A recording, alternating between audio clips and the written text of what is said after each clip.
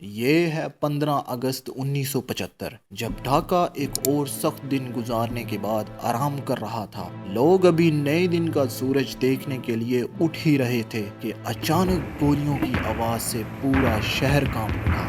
گولیوں کے چلنے کی آواز اس گھر سے آ رہی تھی۔ یہ گھر کسی اور کا نہیں بلکہ شیخ مجیب الرحمان کا تھا۔ شیخ مجیب نے خود کو اور اپنے خاندان کو ایک کمرے میں بند کر لیا۔ کچھ دیر بعد گولیوں کی آواز سہمتی ہے۔ شیخ مجیب کمرے سے باہر آتے ہیں تو معلوم پڑتا ہے فوج کے کچھ افسروں نے گھر کو مکمل گھیرے میں لے لیا ہے۔ انہوں نے فوراً شیخ مجیب کو اپنی حراست میں لے لیا اور اسے گھسیٹ کر لے جانے لگے۔ شیخ مجیب نے لڑکھڑاتے ہوئے بولا، تم کیا چاہتے ہو؟ تم مجھے کہاں لے کر جا رہے ہو؟ مگر ان کا پلان شیخ مجیب کو اغوا کرنے کا نہیں تھا۔ ایک افسر نے فائر کھول دیا اور 18 گولیاں شیخ مجیب کے سینے میں داغ ڈالیں۔ شیخ مجیب جنہیں بنگلہ دیش کا ہیرو مانا جاتا ہے، اس رات ان کے جسم سے خون کی ندیاں بہنے لگیں۔ افسروں نے اس پر بس نہ کی اور شیخ مجیب کے باقی خاندان کو بھی ایک ایک کر کے مار ڈالا۔ خوش قسمتی سے اس واقعے میں شیخ مجیب کی 2 بیٹیاں بچ گئیں جو اس وقت ہزاروں میل دور جرمنی میں تھیں، شیخ ریحانہ اور شیخ حسینہ۔ اگلی صبح بنگلہ دیشی سفیر نے یہ دردناک خبر شیخ حسینہ تک پہنچائی۔ شیخ حسینہ کے وہم و گمان میں بھی نہیں تھا کہ اس کے والد بنگلہ دیشی ہیرو اب اس دنیا میں نہیں رہے۔ اس واقعے کے بعد شیخ حسینہ کی زندگی بدل کر رہ گئی۔ آج شیخ حسینہ ایک پاپولر لیڈر ہیں جو پچھلے 14 سالوں سے مسلسل بنگلہ دیش کی پرائم منسٹر بنتی آ رہی ہیں۔ صرف شیخ حسینہ ہی نہیں بلکہ بنگلہ دیش کی جی ڈی پی بھی اس کے ساتھ بڑھتی جا رہی ہے۔ آخر یہ سب کیسے ہوا اور کیسے شیخ حسینہ نے 15 اگست والے واقعے سے خود کو نکالا؟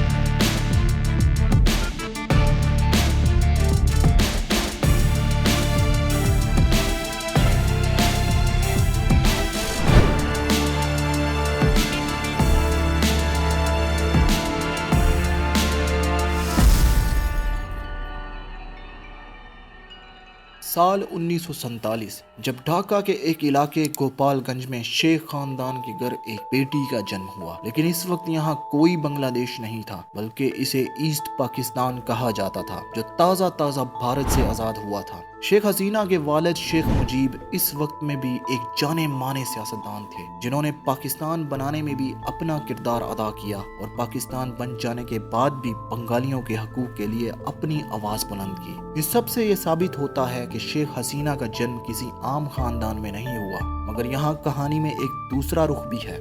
شیخ مجیب کو اکثر جیل میں ڈال دیا جاتا تھا جس کی وجہ سے شیخ حسینہ کا بچپن بغیر باپ کے گزرتا تھا۔ ایک دوست نے شیخ حسینہ سے پوچھا، تم اپنے والد کے بارے میں کیا کہنا چاہو گی؟ تم انہیں کیا بول کر بلاتی ہو؟ مگر جوان حسینہ کے پاس اس کا کوئی جواب نہ تھا۔ اس نے محسوس کیا کہ کاش وہ اپنے باپ کی کسی طرح مدد کر سکتی۔ شیخ مجیب 1949 سے لے کر 1952 تک جیل میں رہے، لیکن اس کے بعد بھی انہیں پاکستانی حکومت اکثر ٹارگٹ کیا کرتی تھی۔ 1954 میں شیخ مجیب کو ایک بار پھر گرفتار کر لیا گیا اور 1959 میں بھی انہیں جیل بھیج دیا گیا۔ شیخ مجیب کی گرفتاری کے بعد پولیس اس کے خاندان کو بھی بلیک میل کر رہی تھی۔ ان سب چیزوں کا اثر شیخ حسینہ پر بھی پڑ رہا تھا۔ اپنی جوانی میں ہی شیخ حسینہ کو پاکستان سے نفرت ہونے لگ پڑی تھی۔ اس سب کے باوجود بھی شیخ حسینہ نے اپنی پڑھائی جاری رکھی اور سال 1967 میں اس نے ایک نیوکلیئر سائنٹسٹ ایم اے وزیر میاں سے شادی کر لی۔ سال 1969 جب پورے ایسٹ پاکستان میں بڑی تعداد میں لوگ پاکستانی ملٹری ڈکٹیٹر یحییٰ کے خلاف سڑکوں پر آ گئے اور دیش میں الیکشن کا مطالبہ کرنے لگ گئے۔ شیخ مجیب اس دوران بھی جیل میں قید تھے۔ شیخ حسینہ نے بھی اس تحریک میں بھرپور حصہ لیا۔ چونکہ شیخ مجیب جیل میں قید تھے تو جیل سے شیخ مجیب کا پیغام لوگوں تک پہنچانے کی ذمہ داری شیخ حسینہ نے لے لی۔ مگر ہم سب جانتے ہیں اس تحریک کا انجام کیا ہوا۔ 1971 میں بنگلہ دیش کی آزادی، بھارت کی مدد کے ساتھ پاکستان کی فوج کو ہرا دیا گیا اور ایک نیا دیش دنیا کے نقشے پر ابھر کر آیا جسے پھر بنگلہ دیش کا نام دیا گیا۔ اس لمبے سفر کے بعد شیخ حسینہ ماں بھی بن گئی۔ اسی سال شیخ حسینہ نے ایک بیٹے کو جنم دیا اور اگلے سال ایک بیٹی کو۔ حالات آہستہ آہستہ بہتر ہونا شروع ہو گئے اور دیش بھی آہستہ آہستہ ترقی کرنا شروع ہو گیا، اور اسی سب کو دیکھتے ہوئے شیخ حسینہ نے اپنے شوہر کے پاس جرمنی جانے کا ارادہ کر لیا۔ یہ تھا سال جولائی 1975 جب شیخ حسینہ نے آخری بار ایئرپورٹ پر اپنے خاندان کو دیکھا، اور ایک مہینے بعد ہی بنگلہ دیش میں فوج حکومت سنبھال لیتی ہے اور شیخ مجیب سمیت اس کے باقی خاندان کو ایک ایک کر کے مار ڈالتی ہے۔ اس واقعے کے بعد شیخ حسینہ پر بھی پابندی لگا دی جاتی ہے کہ وہ اب کبھی بنگلہ دیش نہیں آ سکتی۔ اگر وہ آئی تو انہیں بھی جیل میں ڈال دیا جائے گا اور پھر مار دیا جائے گا۔ شیخ حسینہ اب بنگلہ دیش تو نہ آ سکتی تھی، تو اس سب کے باعث انہوں نے بھارت کی اس وقت کی پرائم منسٹر اندرا گاندھی سے رابطہ کیا۔ ڈھاکہ میں اس وقت بہت سی تبدیلیاں ہو رہی ہیں۔ ضیاء الرحمن فوج کی طرف سے بنگلہ دیش کا نیا لیڈر بن کر سامنے آیا۔ شیخ مجیب کی پارٹی عوامی لیگ کو بھی تتر بتر کر دیا گیا۔ اس وقت دور دور تک الیکشن کا کوئی نام و نشان نظر نہیں آ رہا تھا۔ اس سب میں بھی شیخ حسینہ نے ہار نہ مانی اور بھارت سے خفیہ طور پر ملٹری لیڈرز کے خلاف بیان دیتی رہی۔ شیخ حسینہ نے عالمی طاقتوں سے بھی مطالبہ کیا کہ وہ بنگلہ دیش میں فوجی حکومت کو ختم کرنے میں اپنا کردار نبھائے اور بنگلہ دیش کو ووٹ کے ذریعے اپنا نمائندہ چننے کی آزادی دی جائے۔ بنگلہ دیش پر مسلسل عالمی دباؤ کے بعد سیاسی پارٹیوں پر لگی پابندیوں میں کچھ نرمی آنے لگی اور بنگلہ دیش کی ایک بڑی پارٹی عوامی لیگ کے پاس اپنا کوئی لیڈر ہی نہ تھا۔ اس سب میں شیخ حسینہ سے بہتر کوئی آپشن نہیں تھا، کیونکہ ایک تو وہ شیخ مجیب کی بیٹی تھی، دوسرا وہ فوجی حکومت کو ختم کرنے میں اپنا بہتر کردار ادا کر سکتی تھی۔ اسی وجہ سے سال 1981 میں شیخ حسینہ کو عوامی لیگ کا نیا لیڈر بنا دیا جاتا ہے، اور یہ سب تب کیا جاتا ہے جب شیخ حسینہ بھارت میں موجود تھی۔ اس سب کو دیکھتے ہوئے شیخ حسینہ نے اسی سال دیش واپس جانے کا فیصلہ کیا۔ یہ ایک بڑی موو تھی۔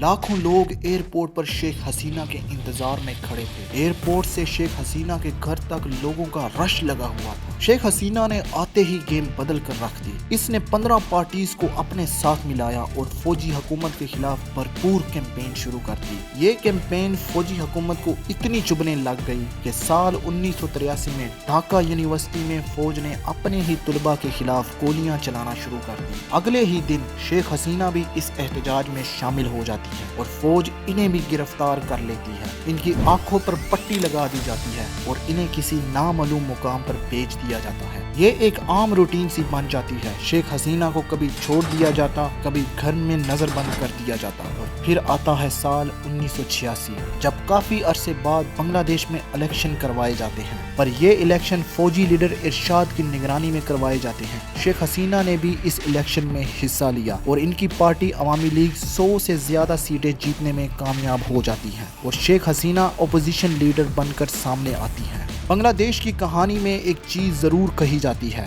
اگر آپ حکومت میں ہو تو آپ کی موجیں ہیں، لیکن اگر آپ اپوزیشن میں ہو تو آپ ایک جہنم میں ہو۔ اس کہانی پر واپس آتے ہیں۔ ملٹری لیڈر ارشاد کے زمانے میں پارلیمنٹ کی حیثیت ایک ربڑ سے کم نہ تھی۔ جب جو چاہا کر لیا، جس قانون کو پسند کیا پاس کر دیا، جس کو ناپسند کیا پھینک دیا۔ شیخ حسینہ جلد اس بات کو سمجھ جاتی ہیں اور 1 سال بعد ہی دوبارہ الیکشن کا مطالبہ کر دیتی ہیں۔ اس دوران شیخ حسینہ کی پارٹی پر بھی پابندیاں لگا دی جاتی ہیں اور ان کے ورکرز کو بھی گرفتار کر لیا جاتا ہے۔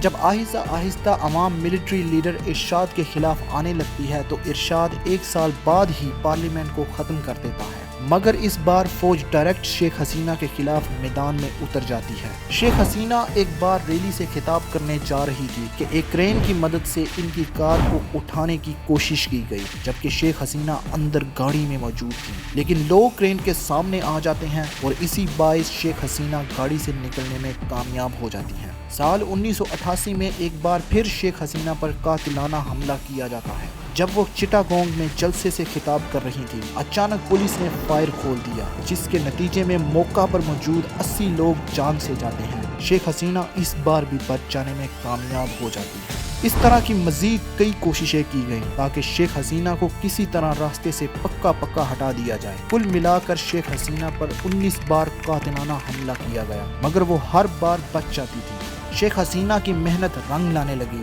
اور ملٹری لیڈر ارشاد کے سامنے ایک سمجھوتے کا فارمولا رکھا، جسے پھر ارشاد نے مان لیا اور حکومت چھوڑنے کے ساتھ ساتھ الیکشن کا بھی اعلان کر دیا۔